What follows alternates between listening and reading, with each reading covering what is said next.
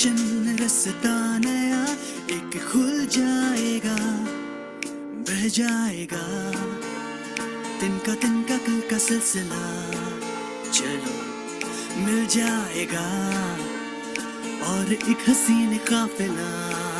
चलो धूप के मकान सा ये है सफर, ढलान सा ये मोड़ मेहरबान सा है ये। ओ धूप के मकान सा ये है सफर, ढलान सा ये मोड़ मेहरबान सा है ये।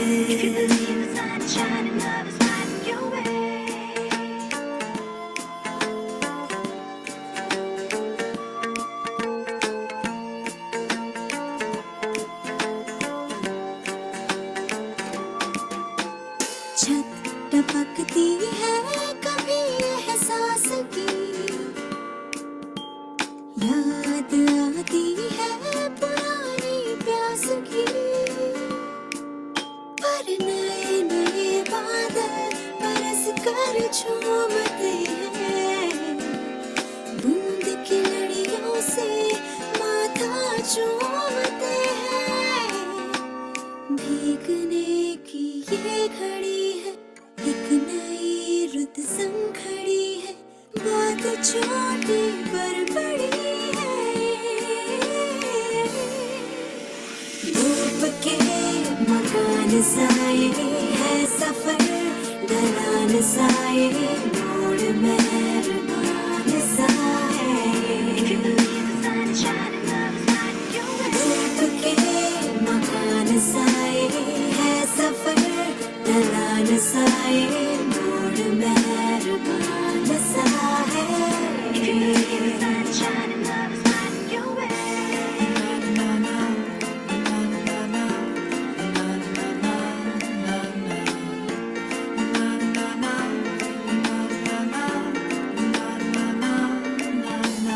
कितनी ऊंची शाख पे खुशियों के पल, फिर भी खुशबू तोड़ ली हमने उछल। हाँ कांच का सामान थे और गिर गए हम, जोड़ कर खुद को बनाने फिर गए हम। दूर दरिया के किनारे जिंदगी करती इशारे, आसमां पे है नए तारे।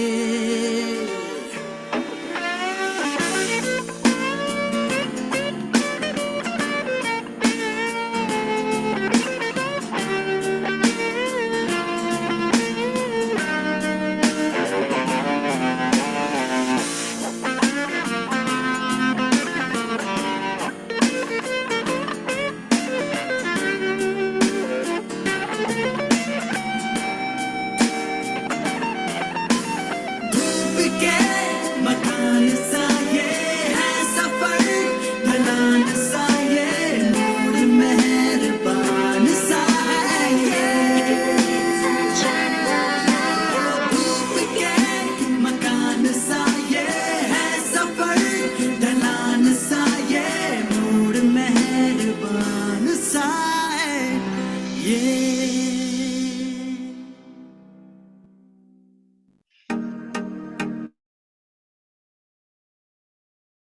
Hey everyone, thank you so much for joining us. Namaste. I see some familiar faces and names and some new ones. Could everyone take a second and please share your name and your community or where you live if you'd like to in the chat? My name is Anjali Gulati. I use she, her pronouns, and I'm from Abingdon, Maryland.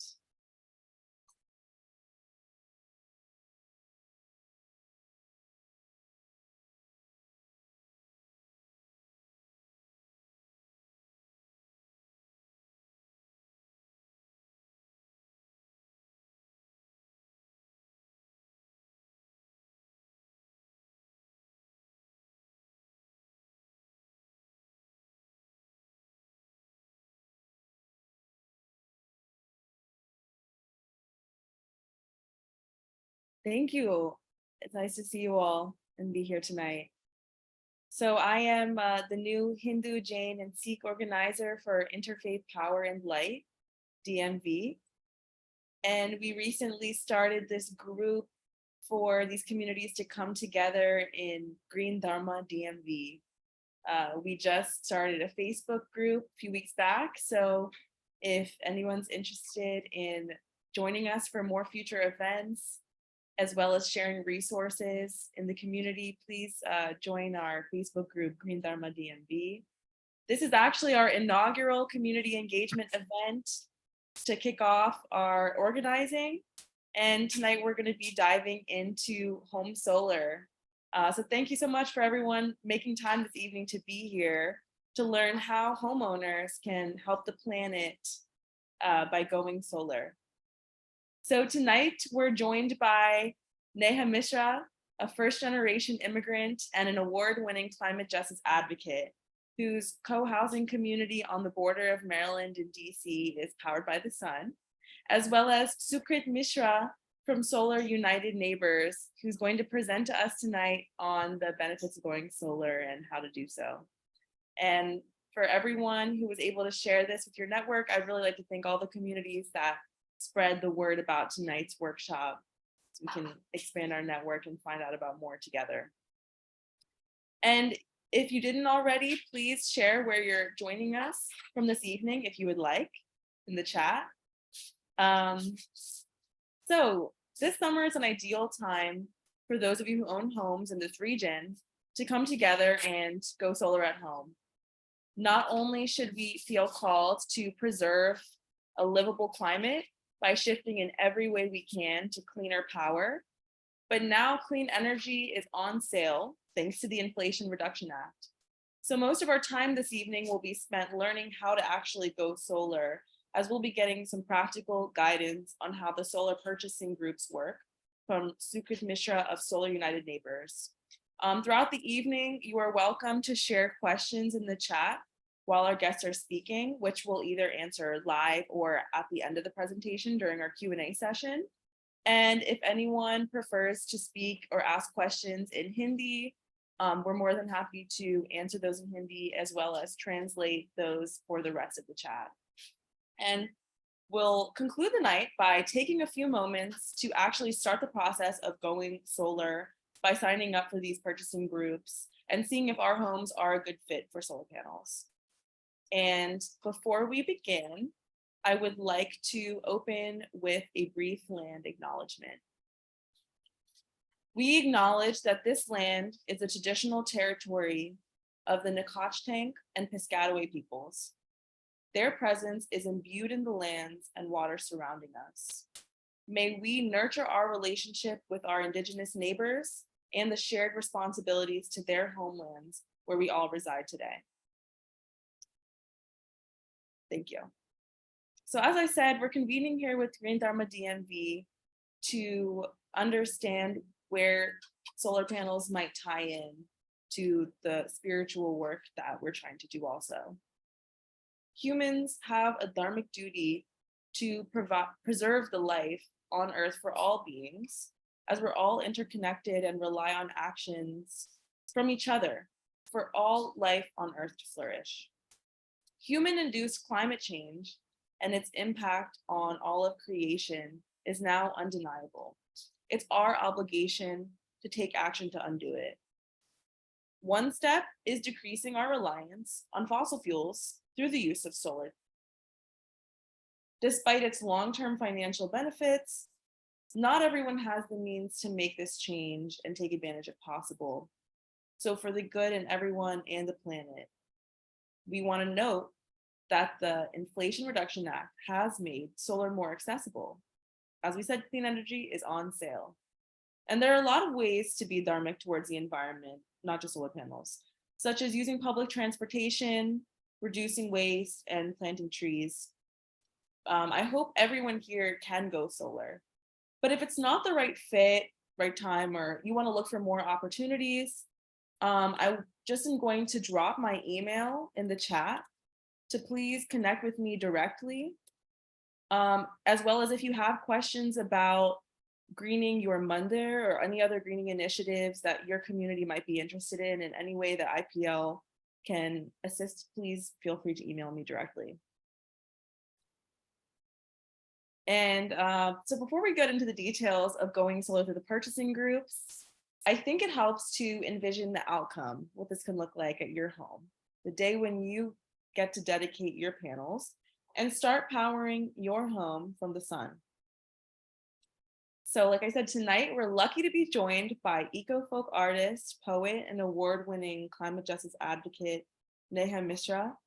Thanks for being here, Neha. I just wanna, I'll tell you a little bit about her too.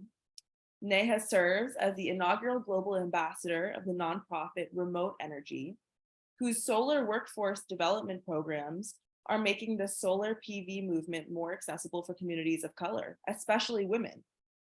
Since 2012, Neha has also served as Solar Suitcase Ambassador for We Care Solar, which powers midwives across the world with portable solar innovations. Prior to this, Neha co-founded social enterprise Solar Sister to grow local women-led solar energy access in communities across Africa. Neha's Earth Stewardship centered interdisciplinary studio uses the transformative power of art to build vital bridges between the well-being of people and planet. A winner of the Bethesda Green Award for International Impact, Neha has been recognized as a presidential leadership scholar and is a Public Voices Fellow on the Climate Crisis, which is an initiative of the Op-Ed Project and the Yale Climate Change Communication Program to change who writes history. Neha has been featured in National Geographic Magazine, Next Billion, Forbes, Miss Magazine, Mothers of Invention, Voice of America, and I also would like to just link her website in the chat for anyone who's interested in seeing more of her art. If you noticed at the beginning with the music playing, our new logo was also designed by Neha. So now let's get into this conversation and the success story of solar. What inspired you to go solar at your home and in the community that you live in? And how would you say it might tie into your faith? Thank you, Anjali, and hi everyone. Good evening and namaste, and thank you so much for welcoming me, and thank you so much for creating this community space. It's really meaningful to me, and I appreciate everybody who's taking time from the busyness of life and evening to join us. So my name is Neha Misra, and I live in Silver Spring, and just this solar equinox, our community went solar, which has been just immense source of pride for me. I have spent last 20 years bringing solar power to communities across Asia and Africa. And I feel my decorated CV is part of a lot of community coalition building that I have done in solar and the impact I've been able to have. And for me, inspiration was really, as I call myself a daughter of global majority. I'm a first generation immigrant in America. I am actually a pandemic citizen. I became a citizen last year during the pandemic, early part of the last year. And my number one inspiration was that our work and my work as a climate justice advocate is not just to tell rest of the world go solar. I feel America needs to do what we tell other people right here in our neighborhoods, in our communities. So that was one inspiration for me to practice what I preach. And a related reason, which is integral to Green Dharma DMV and this inaugural conversation, to me, it's part of my spirituality too, that our relationship with Mother Earth is one of reverence. And it's also with reverence also comes a duty of care, because we are a part of Mother Earth, and how in this time when we are going through one of the hottest recorded years in the history ever, climate change is a reality. The world is heating up, and it disproportionately impacts communities of color, both here in America and around the world. And solar and renewable energy have a big role to play, not just for the planet, but also they are good for our own pocket. They are good for environment. And I like to think that they are good for our green karma points, which hopefully will accrue in this life and beyond, I feel. Yeah. And I wanted to actually show you, let me pull up. I just wanted to show you all quickly this image from my rooftop. Here, can you see it? Great. So this is my rooftop of our co-housing community, which is in Silver Spring, right on the edge of DC, Maryland border. Actually, our building is in Maryland. Our sidewalk is in Washington, DC. And so this is the part you see. There are two parts of our building, and one part is covered with solar panels. And we sit on the other side and we watch sunsets with our neighbors in the evening. And it's a co-housing community. Co-housing community is they're intentional communities designed to be intergenerational, designed to be environmentally conscious. So I feel this solar project is really a dream come true, because we are not just talking the talk, but walking the walk. Yeah. Yes, here. Thank you for sharing that. And it's funny, like, I get what you say about our green karma points. Any small action that we can take it's a win, especially when climate change can seem so abstract and also so overwhelming. All the issues that people are facing, going solar at home is a winnable battle. And you said that it was actually just this past equinox. Can you tell us a little bit about how the process actually went of going solar, from time of when your community just made that decision or learned about it to the time where it was fully implemented? Yeah, so I feel our solar seeds have been around for a long time. Our building in its present avatar, the original building is very old, but in its present avatar as a co-housing community has existed since 2005. It's an environmentally conscious community. And I feel every few years, somebody would bring up the not just the idea, but hey, can we have solar? Won't it be nice to have solar? But it would just be at that enthusiasm and dreamy phase, won't it be nice to? And in around December of 2021, I feel is when we got more organized around it. We brought together a coalition of neighbors. We do collective decision making in our community. So we gathered a solar committee, of which I became part of sometime in early part of 2022. And really together came first in a smaller group to look at what are the financial options, who are the vendors, what are even the questions we want to ask about solar? What does it even mean, right? So we started from there, and over, I would say from that point on, like entire 2022 till we just went live on this solar equinox in June, really organized ourselves, educated the larger community. We have 50 plus households in our building. So answering people's questions, educating, raising awareness, coordinating with our board, doing pretty extensive vendor search process, and going through those layers of process and identifying a vendor, figuring out, technically what would be the best way given our particular building layout.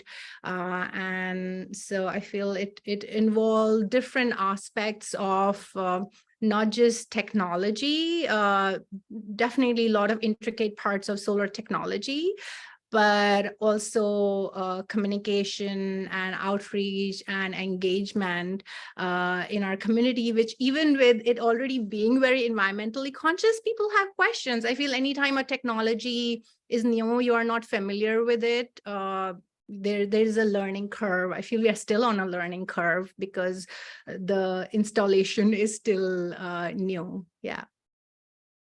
Absolutely. Thank you for sharing that.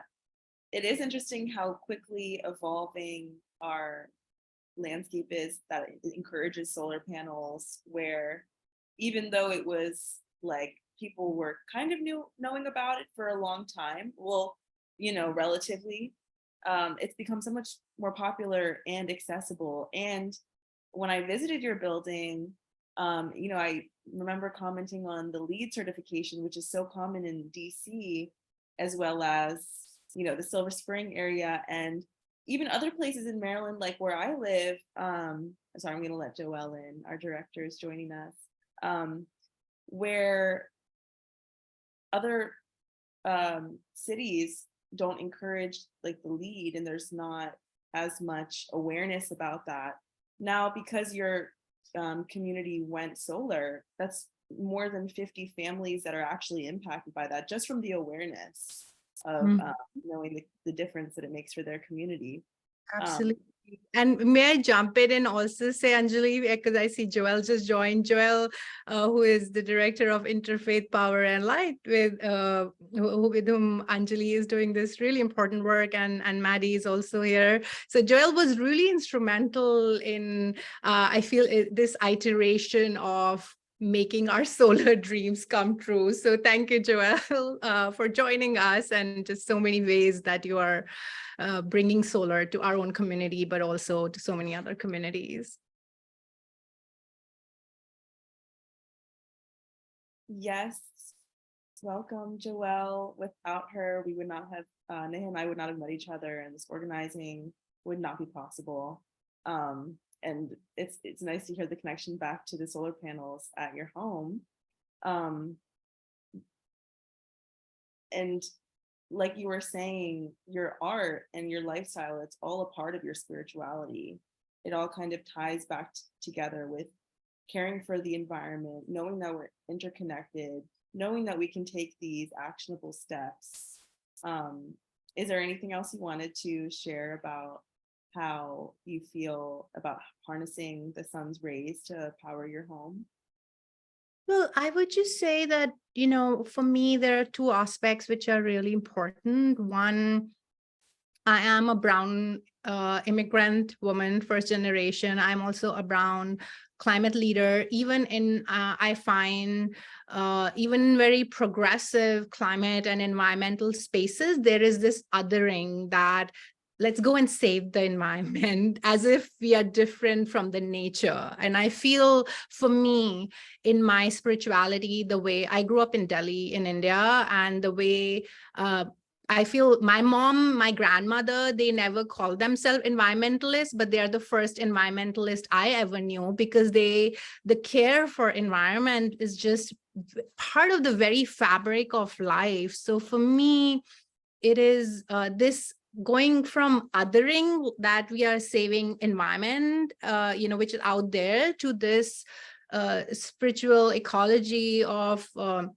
I have an art series that I'm working on, which is about Indra's web of interconnection, that what happens on the micro scale impacts what happens in the macro scale, and vice versa. And I feel sometimes climate challenges can feel so big. What am I going to do? One person, one family, one community. But I sincerely believe, and this is tied to my spirituality, that each one of us has the power by our own actions and our own karma to impact this world. So I feel this project has been a really integral part of that. And I'm just incredibly proud of that we can save money. Also, I should highlight, I know Sukrit will talk more about money as well. this project will save us a lot of money. Our buildings, the solar system will meet that we have entered into a 20-year power purchase agreement for. It will cater to all the common area needs of our community, and the estimate I have from our solar provider, Solar Solution, is over its lifetime, it will save somewhere in the neighborhood of $350,000 plus in electricity bill. So I feel saving is good. Money saved is money earned while doing good for the environment. And then finally, I will also want to add, it's not just money and mitigating our CO2 emissions and greenhouse gas emissions. I feel it's also a good idea for resilience. There are more storms coming. We just had a big storm this past week. The truth is, more storms are coming. How can we as communities be more prepared for the future? Not to live in fear, but how can we prepare and be more resilient? And I feel by not singularly relying on the grid, it makes us more resilient for what lies ahead. So how can we prepare, for the changes that are inevitable at this point in the planet? So how we can literally take the power in our hands. I feel that has been really important part of this work for me, other than all the karmic points that I dream about. Yeah. Thank you so much for sharing that, Neha. Thank you. I shared the link to your website so that anyone can view your art. And your art is still also on display at the Anacostia Community Museum, correct?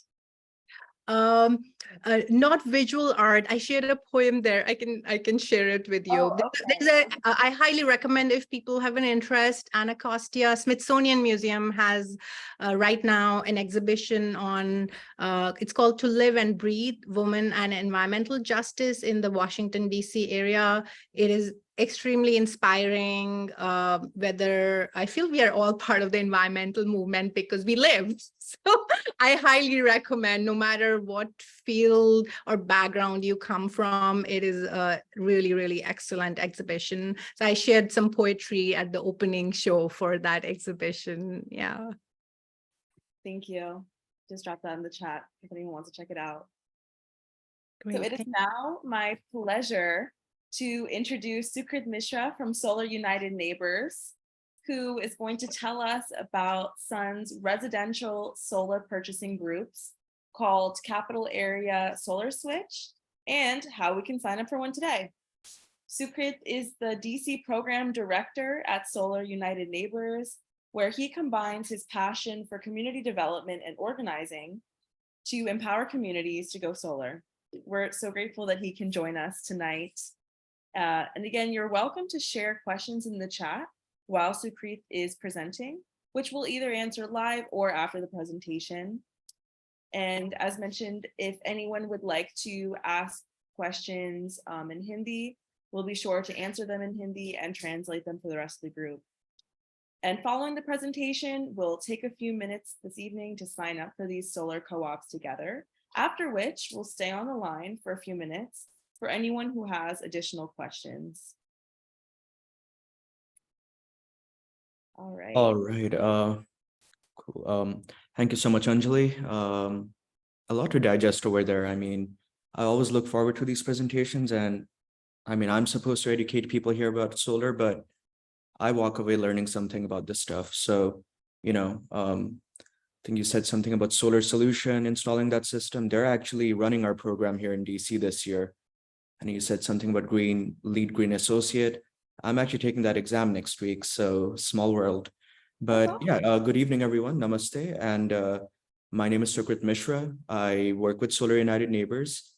And, as we said earlier on this evening, we don't expect everyone to go solar. It's my job here is to just educate folks on the basics of solar technology, financing. And, if you want to join the program, great. If you want to wait till next year, or you're just here to learn more about solar, that works just as well. And the way I'm going to do this presentation is it's usually made up of 3 parts: technology, financing, and the bulk purchase program we're running this year. And I'm going to save some time at the end for questions. And if you miss anything, no worries at all. I will drop my contact information in the chat, and I'd be happy to set up a consultation, after this presentation, or, you can drop an email and I'll get back to you. And with that, I will share my screen. So just give me 1 second. And yes, a recording will be going out. So perfect. Give me 1 second. Great.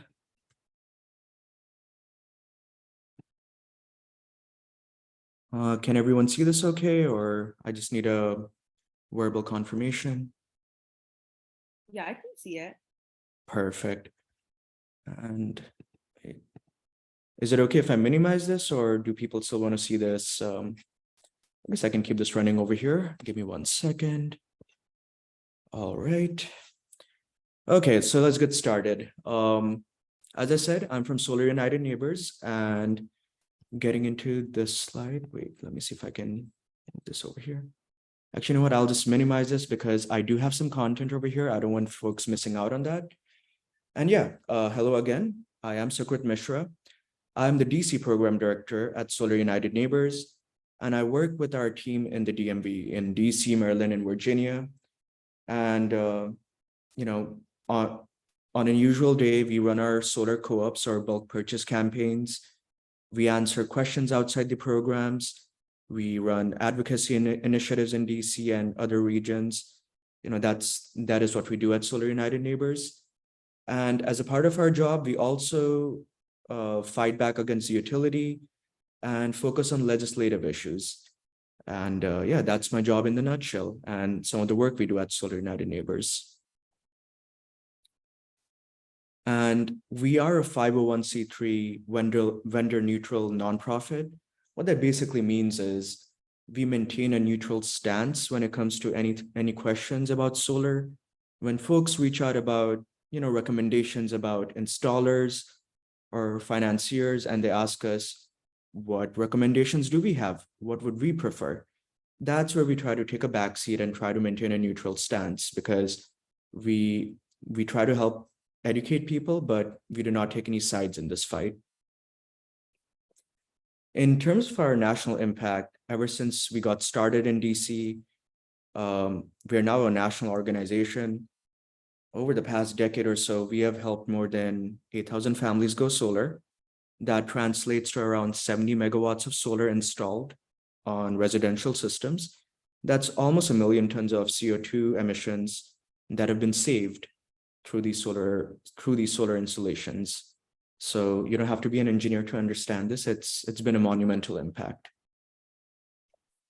And in terms of how Sun got started, the people you see over here in this picture, that's our company founder, Anya Schoolman. She's also the executive director.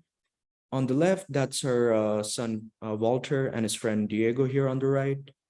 Back in 2007, they were in middle school. They watched this documentary back then.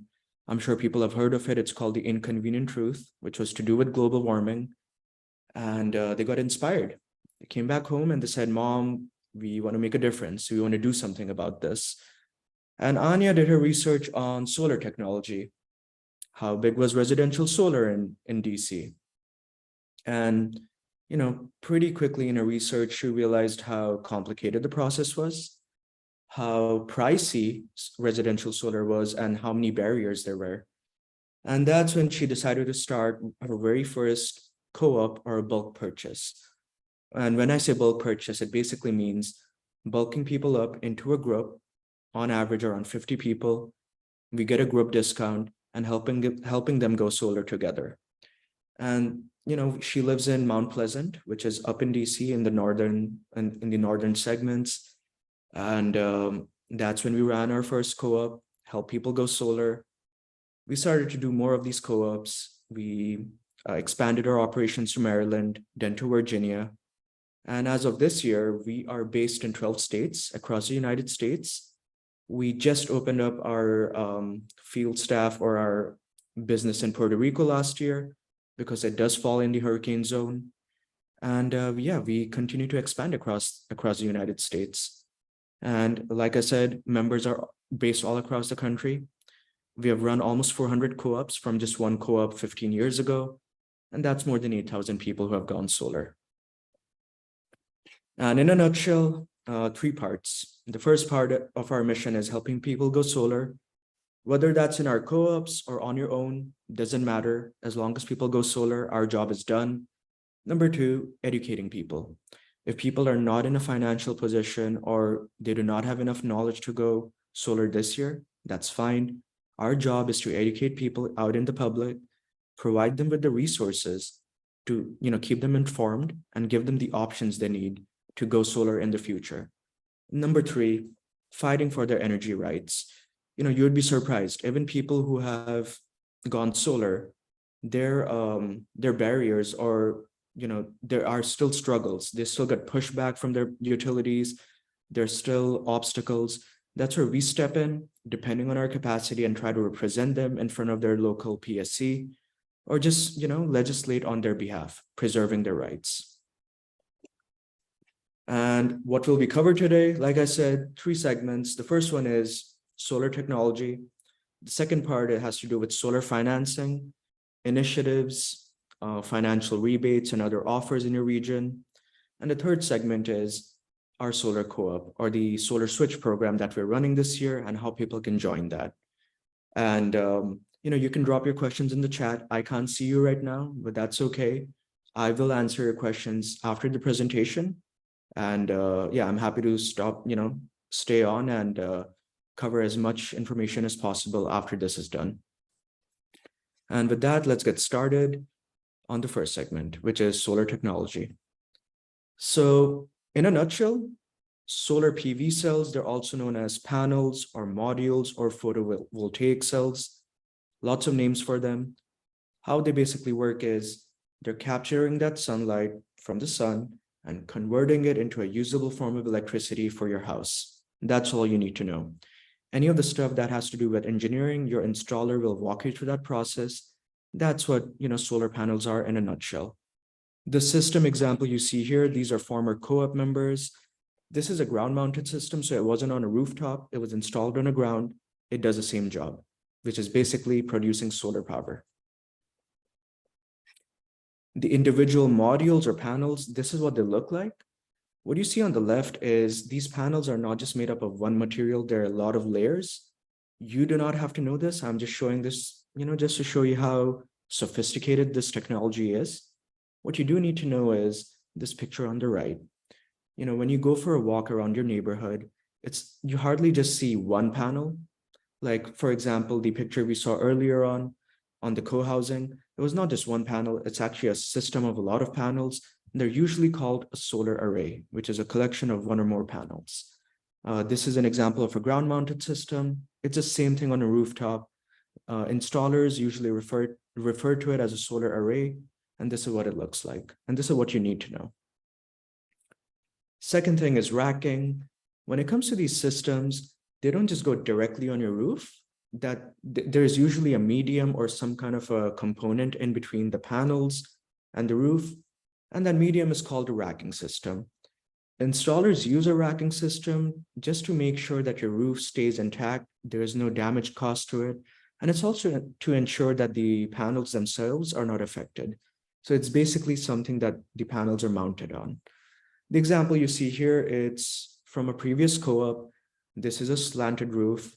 What we're trying to show here is most of the roofs in DC, Maryland, and Virginia are a good fit for solar. The only exception I would say is slate roofs. Slate roofs are a bit more fragile. A lot of installers turn them down because of insurance issues. The installers who are willing to work on slate roofs, they usually charge a higher fee simply because they're more complicated. There is a greater level of expertise required, and they're really fragile. So most roofs are good. They require a racking system, but it doesn't affect the functionality of the system at all. Another example here in DC, this is an example of a flat roof. And what happens on a flat roof is you install clamps, you put the panels on top of them, and you can still make them work. This is an example of a system from back in 2016. I think this was someone actually on our staff. And yeah, flat roofs, slope roofs, they're all a good fit for solar. Another component you should know of is inverters. You have the panels. This is the second component. Inverters usually, or their basic function is to convert DC or direct current into AC or alternating current. What they're basically doing is converting that electricity into a usable form of power for your household. And they usually come in two forms, string inverters and microinverters. You do not need to know all the engineering aspects. I'm just letting you know what they look like so that when you get a proposal from your installer, you're well aware of what to expect. So string inverters, it's usually just one inverter for the whole system. It's more basic. It's usually a bit cheaper than microinverters. The only flip side is if it ever goes down, it stops the whole system from working. And the alternative to this is microinverters, which are more state-of-the-art. More people are starting to prefer them. They're more common or popular in the market. Microinverters are embedded or they fit under each individual panel. And the reason they do this is because this optimizes or increases the production for your panels. And what this also ensures is, in the event that one of your panels stops working or goes down, the rest of the system is not affected. So this is more state-of-the-art, more popular in terms of an option among homeowners. And your installer will actually walk you through this process. So you don't have to be an expert. I'm just showing you some options over here. The third component is your electric panel. This is the last segment of your solar system. And the good news is most electric panels are in a good condition for solar systems. Now, if your home is really old or it was built back in the 1920s or 1930s, chances are the electric panel might be more obsolete. That's where the installer will let you know that, hey, this is too old. It cannot cope with your solar system or the electricity it's producing. It might need an upgrade. And this is a part of the installation process. You do not have to do anything here. When the installer reaches out, they will look at the system. They'll let you know if the electric panel needs an upgrade, and they'll do it as a part of the installation process. So again, you don't have to be an expert. The installer will explain this to you. And a couple of important terminologies when it comes to solar systems. There are two big terms. The first one is kilowatts or kW, and the second one is kilowatt hours or kWh. Starting with kilowatts, that's actually the system size or the measurement of your system.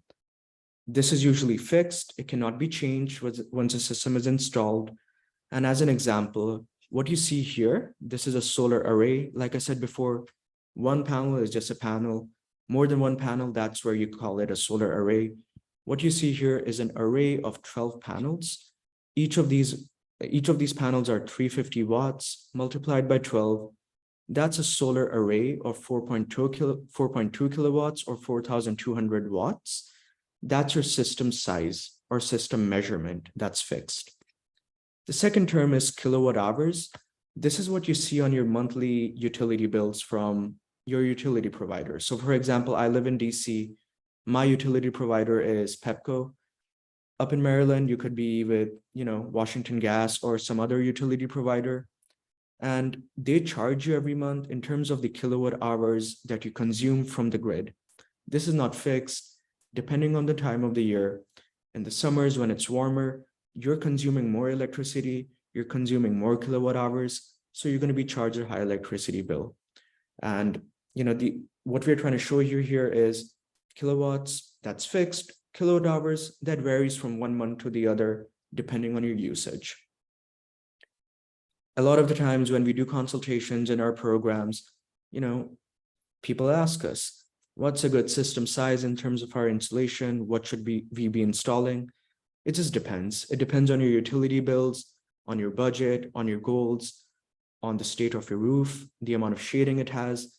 But on average, in Maryland, we have seen an average size from 4 kilowatts, which is a relatively smaller system, up to 9 kilowatts. This is just the average. We have installed larger systems, but this is what we see on average.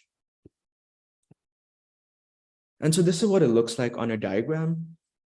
And let me see if I can move this down. Okay, so it's made up of 4 steps as I just showed you right now. The first one is a solar array here on the rooftop. It's receiving the sunlight and it's receiving it in the form of DC or direct current. That electricity then goes to your solar inverter over here, and it's converted from DC to AC to alternating current. And then it goes to the electric panel. Every house has this. Most of the panels are in a good condition, so you don't need to worry about this. And what happens is the electric panel distributes this electricity across the household. Basically looks at your usage and it distributes it in the most efficient way possible to ensure there is a stability across your house. If you do not understand any of this stuff, or if it's too complicated, no worries at all. You don't have to be an expert. My job here is to just give you a bit, just basic information on what it looks like on a diagram. And the last segment of this is the utility meter, or this is where we talk about net metering. Net metering is where if you have a system installed in your roof, a solar system, there will be times of the day where you might not be home, or your panels might be producing more electricity than you can consume. And so what that means is any of that excess or additional electricity that your panels are producing, that is not wasted. It actually goes back to the grid, and you get compensated for this excess production in the form of credits. And these credits are given to you on your utility bill by by your local utility.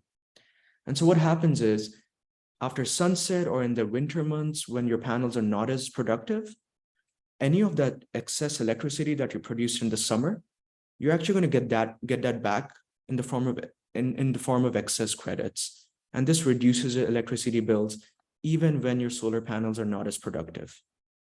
So, this is complicated. It's called net metering. If you have more questions, I will drop my information in the chat, and I'll be happy to, look at your electricity bill or give you a more detailed explanation of this.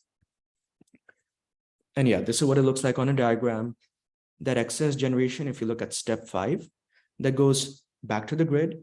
You're compensated or given, it's like a bonus. You're given those credits on your utility bill, and it reduces your electricity bills when your panels are not as productive. This is not in every state. It's a huge benefit for DC residents and Maryland residents. We have offices in the Midwest. Not every state has this benefit. So this is another big plus of having a solar system. We have progressive policies here. You might as well make good use of it. Moving on, now that you know how the solar process works, this is another big question we get. What's a good roof for solar? And usually there are 3 points to this. The first one is roof orientation. For the most part, most roofs are good for solar. If your roof is facing the eastern direction or the western direction, it's a good fit. The most ideal direction for roofs are south-facing roofs, simply because, not to get into astronomy, but the Earth is leaning into the equator or into the sun, which means south-facing roofs get most exposure for most part of the year. So if you go for a walk around your neighborhood, on average, you're going to see that a lot of people who went solar, their installers install those systems on their south-facing roofs, simply because they make the most economic sense and they're producing most of the electricity. So in a nutshell, south-facing roofs are good. East and west are also good. The only exception is north-facing roofs, because they're facing away from the equator for most part of the year. They're not such a good investment, and sometimes installers turn them down. So, it just depends on a case-by-case basis. If you're still not sure, you can reach out to us, send us your physical address. Our team actually offers pro bono services. We will look at your roof and let you know if it's a good fit for solar. The second one is shading. If your roof is receiving a small amount of shade between 9 in the morning to 4 in the afternoon, it's still a good fit. It's not a major concern. However, if your roof has too much shade or excessive shade for most parts of the day, it might not be a good fit for solar. And how much is too much shade? that brings me to point 3. On average, installers look for at least 200 square feet of open roof space before they qualify you for a solar installation. In DC, on average, we do have a lot of people living in row homes which have smaller roofs, and that's where there's a challenge. If it's a roof of around 100 square feet, it might not be a good fit because it does not make an economic sense. Similarly, if you have a large roof but too much shade and there's not enough roof space, at a minimum 200 square feet of open roof space without any shade, it's not going to be a good fit for solar. But again, if you have any questions about this, I'll drop my information. We'll be happy to follow up. The alternative to this is, and this is a question I get all the time, what if I can't afford solar? What if it's outside my budget? What if my roof is not good enough? Or what if my roof is not in a good condition? Sometimes installers say, shading is not a problem, but because your roof is so old, it's not sturdy enough. That's when you can do community solar. And community solar is basically like leasing or renting or subscribing to a community program. And so what happens is you can subscribe to community solar projects in your neighborhood. And usually there's a minimal fee upfront. It's cheaper, substantially cheaper than owning a solar system. You're subscribing to panels. Those panels produce electricity, and you purchase that electricity at a lower rate or at a significantly reduced rate than what your utility charges you, and you're still saving money on your electricity bills. And it just depends on where you live. In DC, we have community solar projects in LMI neighborhoods or for LMI segments. It makes solar affordable for everyone. We have similar initiatives in Montgomery County up in Maryland. So it just depends on where you live. I'm sure you'll find community solar developers in your region. This is an alternative to owning a solar system. You're still saving money on your electricity bills. The only flip side is you do not own the system. It's owned by a third party, which means you cannot redeem any tax credits. You're still saving money on your electricity bills, but you do not own the system. And we get this question, this is just an example, but if you want to find a community solar farm or a community solar project near you, this is our website. It's called cs.solarunitedneighbors.org. You're welcome to write this down, or I can also, follow up with you after the presentation. But this is our database. We'll ask you for your physical address, or we'll just ask you where you live, and we'll give you a list of resources in terms of community solar projects that are next to you. And if you still have questions about financing options and what have you, we would be happy to follow up with you. Another component besides the solar system is batteries. To be honest, this was not such a big feature until 2018 or 2019. I remember this was back when Hurricane Maria hit Puerto Rico.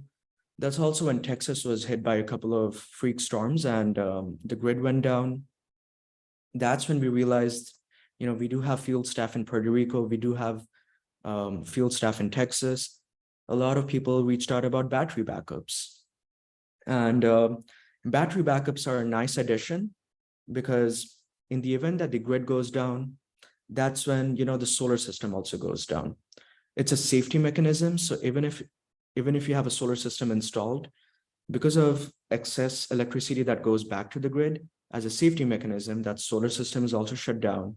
And if you live in a region where you suffer from grid outages, or you have medical equipment which can never go offline, or you just want to be prepared for emergencies or disasters, that's when it's a good idea to have battery backups. To be honest with you, here in DC and Maryland and Virginia, in the past couple of years that I've been working here, battery backups are not such a big necessity. They're not in such a big demand. This is more popular with our programs down in Florida or down in Texas, where we go through the hurricane season. But again, if you have a large enough budget, if you want to explore a battery backup option, it is out there in the market. And like I said, you might want to consider it if your grid's not reliable, you have medical equipment which can never go offline, or if you just want to be prepared. If you have more questions, we do have a battery guide on our website. It's on solarunitedneighbors.org/storage. And, just to say it again, this is not a necessity. This is just a nice added feature. It's a nice supplement. Most people do not install this when they install solar. It's just a consideration. That's all. All right. Moving on, this is the last part of the first segment. It's to do with EV chargers. Again, just like battery backups, this is not mandatory. This is just a nice feature. This is just a nice supplement. But if you do have an EV, this is another benefit of installing solar. You can install an EV charger and you can connect it to your solar system, which means that you're not just saving money on your electricity on your home, but you're also charging your EV for free of cost. Usually when it comes to EV chargers, they come in two forms. The more basic EV charger is a level 1. The upside is it's significantly cheaper. It requires a 120 volt outlet, which most households have. On the flip side, as expected, the charge times are much slower. So if you charge your vehicle overnight, it's going to take easily 6 to 8 hours to just get a full charge, which is why level 2 chargers are more popular and more in demand in the market. They usually require a 240 volt outlet. Most people usually bring in an electrician to install this. It charges up to 5 to 6 times faster. And usually these chargers have a 3-year warranty on them. So, it just depends on the brand, but that's the average. And in terms of cost, what we have seen is, depending on the brand, it's anywhere from $500 to $700 for most of these EV chargers. The installation process itself, depending on the installer or electrician you work with, it's anywhere from $500 to $2,000. And the total cost is anywhere from $1,000 to $2,700. Again, this is the average. It just depends on the vendor you work with. And finally, when it comes to EV charger incentives, in Maryland, there are provisions or there are benefits for this. The tax credits cover up to $7,500 for qualifying EV charger brands or plug-in hybrids. There are some other state level incentives. I'm not going to get into the finer details here because I don't want to go off on a tangent, but we do have a guide. If you want to have access to the guide after the presentation, it is over here, but drop us an email at mdteam@solarunitedneighbors.org and I'll be happy to follow up. And I will drop my contact information if it's not already there, and I'll be happy to answer that. Finally, moving on, the second part has to do with solar economics. This is what most people are here for, so let's just get right into it. Like I said, solar is a great investment. Since our inception back in 2007, solar has gotten significantly cheaper. Back then, compared to today, it was 3 to 4 times more expensive. The costs have dropped by almost 75%. It's no longer a niche or a boutique project. It's more accessible to most people. And after the Inflation Reduction Act, or IRA, was passed last year, there's also that 30% federal tax credit. So it's made it more cheaper for most people. And when I talk about the federal tax credit, for most people, or the big benefit here is if you have a large enough federal tax liability on your annual returns, if you install a solar system, you can claim up to 30% on that installation on your taxes. That's the big benefit from the IRA that was passed last year. The other good news is if you do not have a large enough federal tax liability in 1 year, you can roll it into the next year and the next year for the next 10 years. So that's another big benefit. It's basically you claiming a 30% rebate or discount on your installation on your tax returns. That's a big benefit. And this is the big slide. This is what most people come for. I don't want anyone, people getting lost in the numbers. So I'm just going to go through one example and we'll go line by line just to make it as simple as possible. Like I said before, solar systems have system sizes. They're fixed. So what you see here is an example of 3 different systems: a 4 kilowatt system, an 8 kilowatt system, and a 12 kilowatt system. I will go through the example of a small system size here of a 4 kilowatt system. And let's just go line by line here. The first one that you can see here the average Maryland solar pricing, when you work with installers and they give you a proposal, they usually charge you per watt. That's a fixed system size. They're going to charge you a fixed dollar amount per watt that they're installing on the rooftop. And in Maryland, from what we have seen in the last 3 or 4 years, it's a fixed, it's an average rate of $2.75 a watt. It can be higher, it can be lower. It just depends on the installer and the brand of modules that you're installing. But this is the average we have seen in our programs. You multiply this by 4 kilowatts and you get $11,000. That's the upfront purchase price you're paying for the system. Assuming you have a large enough federal tax liability, you can claim a 30% ITC on that installation cost. So that's line 2. 30% of $11,000 is $3,300. You deduct it from that. Another big benefit for Maryland residents is there's a clean energy residential grant. Now, this pool of money does run out towards the end of the year, so it's not always there, but it is capped at $1,000 per Maryland resident.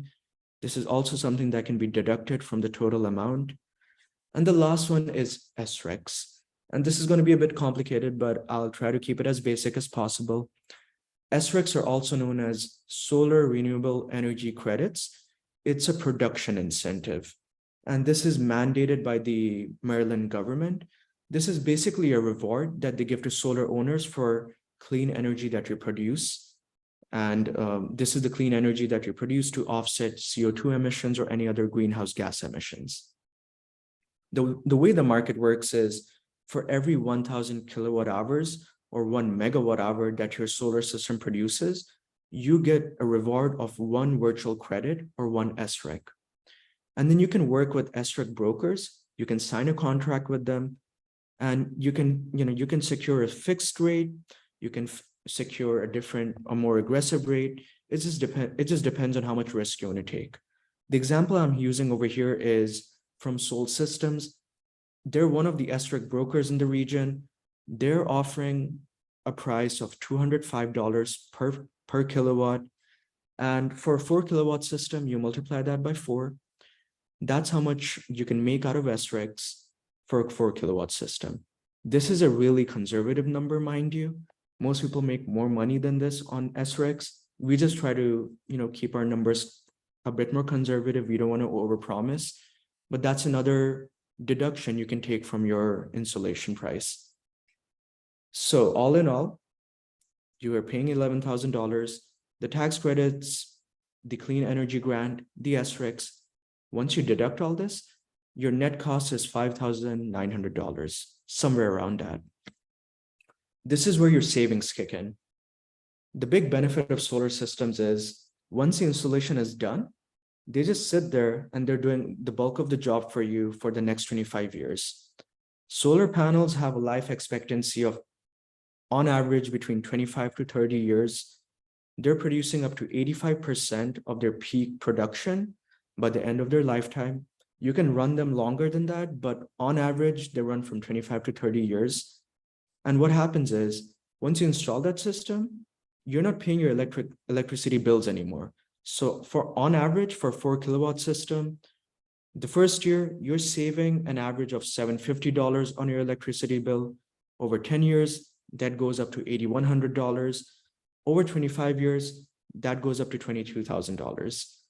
So at the end of the system's lifetime, you're not paying for the system, you're actually making a profit out of this on average of around $16,000. And those numbers multiply for a larger system of 8 kilowatts or a system size of 12 kilowatts. And just an FYI, these are just sample numbers based on the data we have in our co-ops. So your savings could be greater, they could be a tad bit smaller, but this is what we have seen on average. And again, this is complicated. I don't expect you to just be an expert just by reading this. So if you have follow-up questions, you can always reach out to us. So the alternative to owning a system, if budget is something of a concern to you, or if you think your roof is not a good fit, there are low-income programs or there are loan options with the Montgomery County Green Bank. If you're a resident in MoCo, we do have a partnership with the Green Bank over there. they have a income, they have an access solar program. If you're income qualified where your income is lower than $97,500, this is something you can qualify for pretty friendly rates in terms of financing. The alternative is solar leases, like this community solar program I was talking about. Another one is PPAs. It works similarly, but I don't want to get into that because it'll just confuse people. But there are alternatives to owning solar and still saving money on your utility bills. You do not have to purchase a solar system. You can go for community solar, you can do a PPA and still save money. And the other big benefit is the Maryland government does provide grants, and the big one is the Clean Energy Grant, and it's capped at $1,000 per resident. And this is contingent on funding every year. It does run out because solar is becoming more popular. So this is why we recommend that people go solar, a bit earlier in the year when there's funding available. I'm not sure how much pool of the money is available right now, but this is another benefit. And moving on, this is the final segment, and then I'll take questions at the end. So Solar Switch. This is actually the program that we're running this year. This is what we run every year. It's done at a bulk purchase rate. And let's get into it. So in a nutshell, Solar Switch is what we call a bulk purchase program or a group buying program. The way it works is we bulk people up in a specific geographical region. For example, this year, we are running a Solar Switch program in DC for DC residents. We are running another Solar Switch program in Maryland, in Moco, and neighboring counties, and we are running another one in Northern Virginia. So there are 3 different Solar Switch programs next to each other. We launched a program back in May. It's open till the end of August. We have selected the installers, and the members are going through their consultations right now. The 2 big benefits of this program is, like I said, because it's a group purchase, we qualify for group discounts as well. As compared to going solar on your own, people in this program save anywhere from 15 to 20% as compared to going solar independently. The other big benefit, which we have heard from members, is, solar is still relatively new. We don't expect everyone to be an expert. It's not your daytime job, so sometimes it can be overwhelming. Sometimes you get that proposal from installers and it can be confusing. And that's why people join this program. We are basically hand-holding them through this process, answering all the questions at no cost to them. And even after the system is installed for the next 25 years, if they run into any maintenance issues, if they have any questions, we can step in and help them out or connect them to the installer and mediate the process. So the 2 big benefits is group discount and our support through the program, where we provide pro bono consultations at no added cost to you.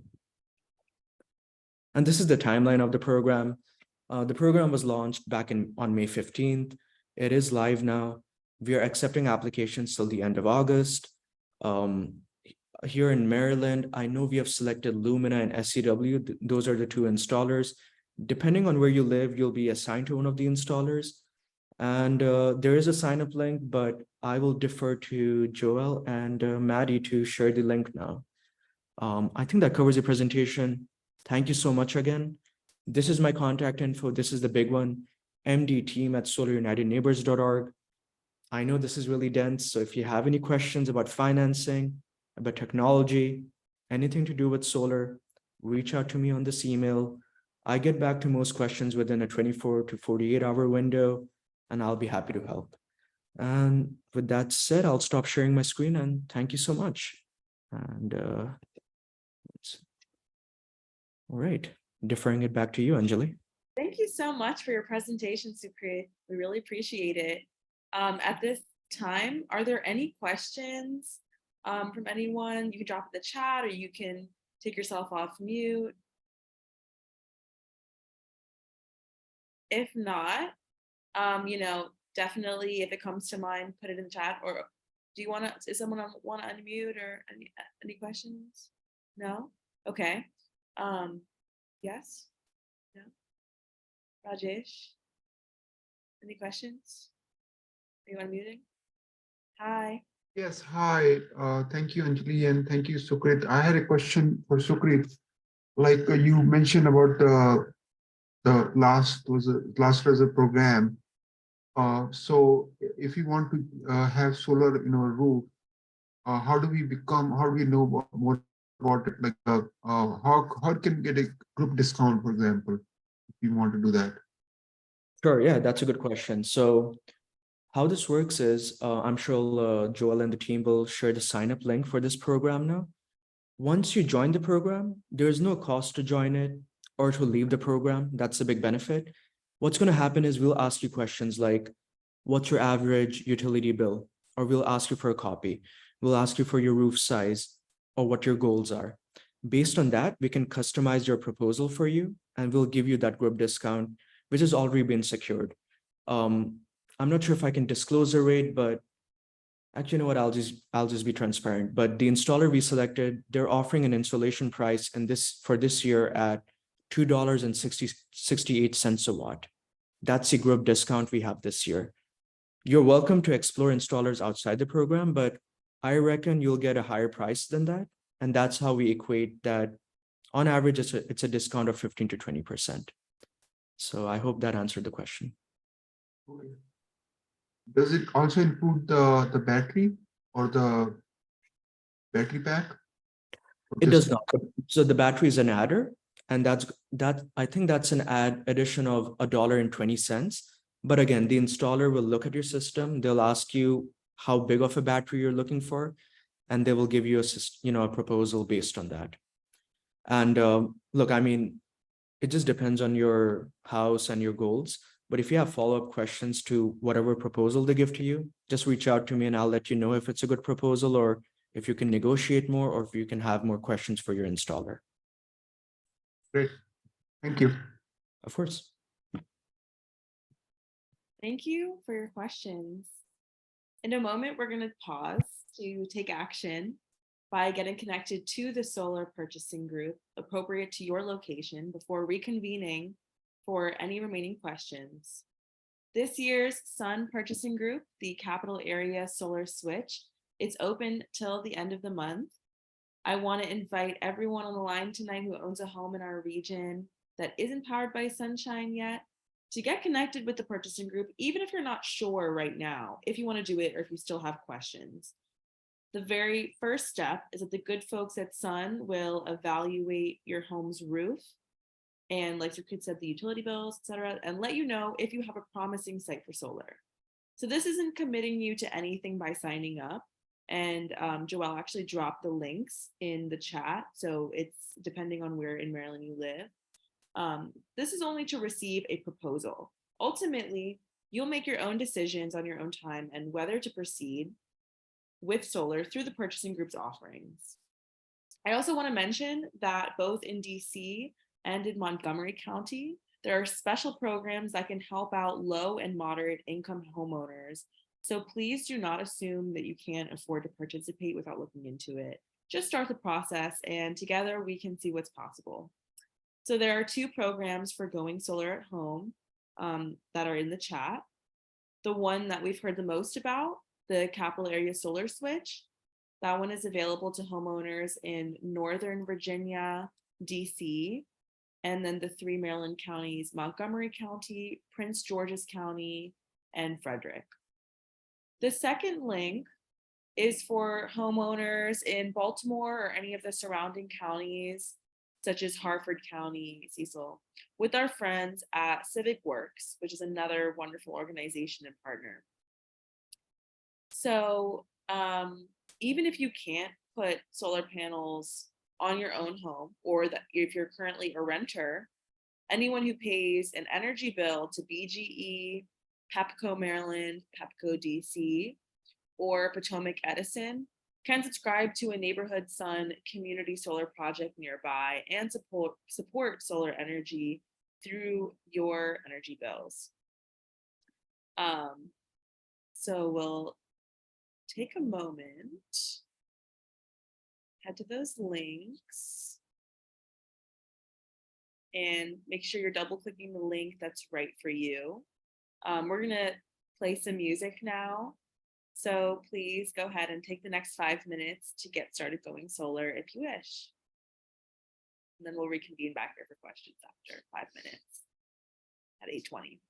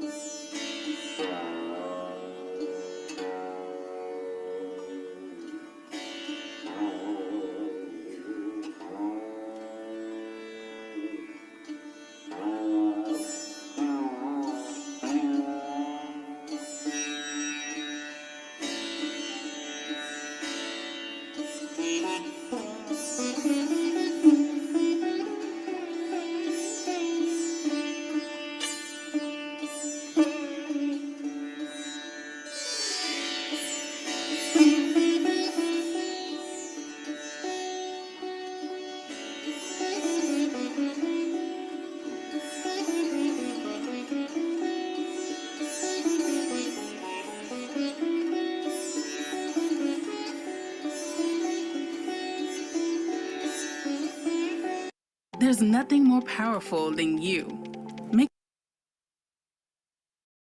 Thank you everyone for taking some time and possibly double clicking on one of those links depending on where you're based. We have a question from Aman in the chat. Great presentation. Have you considered presenting at the houses of worship? That's an awesome idea. We definitely have we're recording this and we want to disperse this recording to all of the House of Congregations who may have interest. And speaking of, I touched on it at the beginning, but we didn't talk about congregational solar tonight. But if you're interested, if anyone is interested or knows someone who might be, our team at Interfaith Power and Light can help with that. We work with all different congregations for greening initiatives. We're especially open to conversations with communities in Montgomery County because there's great financing available through the Green Bank. But we would love to chat with anyone interested in greening their mandir or gurdwara. And I'll drop the link for that also. So thank you so much for joining us, everyone. Before we head out, Green Dharma DMV would welcome your participation in our good work. These purchasing groups for capital area solar switch are open until the end of August. So, and remember, signing up with this link that just got dropped in the chat too does not obligate you to sign a contract. It's just getting more information about this and seeing if you'd be a good fit. Thank you so much to Neha Misra for sharing your solar story with us. to Sukrit Mishra of Solar United Neighbors for teaching us about how we can join solar purchasing groups this evening. Lastly, thank you to tonight's participants and for attending our first community engagement event supporting Green Dharma DMV. And thank you to all of the mandirs and gurdwaras that helped spread the word about tonight's program. We really appreciate it. We would like to share the recording with you all in case you can share with your networks. And I just dropped some links if you want to connect with tonight's speakers, also with our Facebook page and Interfaith Power and Light DMV's website, as well as Solar United Neighbors website. So we will close up the Zoom room in a few minutes, but we're going to stay on, just in case anyone has any additional questions for Sun. I don't have a question, Anjali, but I'm just going to put it out there. We try to keep, make these presentations as inclusive as possible. So if someone's feeling a bit too conscious, if they want to ask questions in Hindi, I can get us started and I'm happy to help. So, and that's what we're here for. We also run Spanish Solar 101s. We just try to help everyone. So let me just say in Hindi, koi formality nahi hai, jisko bhi puchna hai, pooch sakte hain. Or totally up to everyone. And yes, you can also reach me on that personal email. I'll get back to any questions. Neha, do you